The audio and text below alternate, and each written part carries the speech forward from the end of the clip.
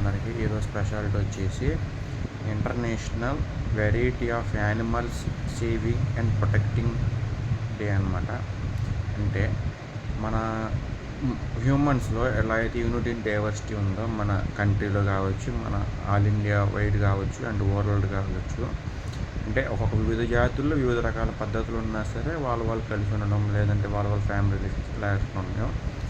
జంతువులు కూడా అక్కడ వెరైటీ ఆఫ్ జంతువులు ఉన్నాయన్నమాట. ఇప్పుడు జింకలు కావచ్చు, ర్యాబిట్స్ కావచ్చు, పికాక్స్ కావచ్చు, పిచ్చుకలు కావచ్చు, ఇట్లా చాలా ఉన్నాయి అన్నమాట.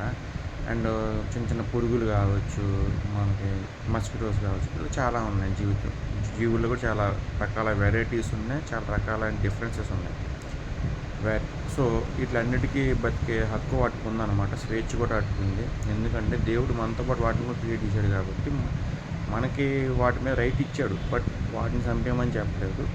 అలా అని అన్నీ కోసుకొని తినకూడదా అంటే, మనకి ఇప్పుడు చికెన్ మటన్ లాంటివి అందరు తింటున్నారు, అది వేరే మాట. కానీ మరీ కొంత క్రూరంగా వేరే తింటుంటారు, అది చెప్పకూడదు అదనమాట. అలాంటివి కూడా బతకనివ్వాలన్నమాట.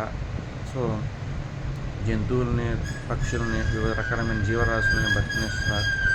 మనతో పాటు వాళ్ళతో సరిసమాన హక్కులు ఇస్తూ మనం ఉండాలని చెప్పి ఆశిస్తున్నాను.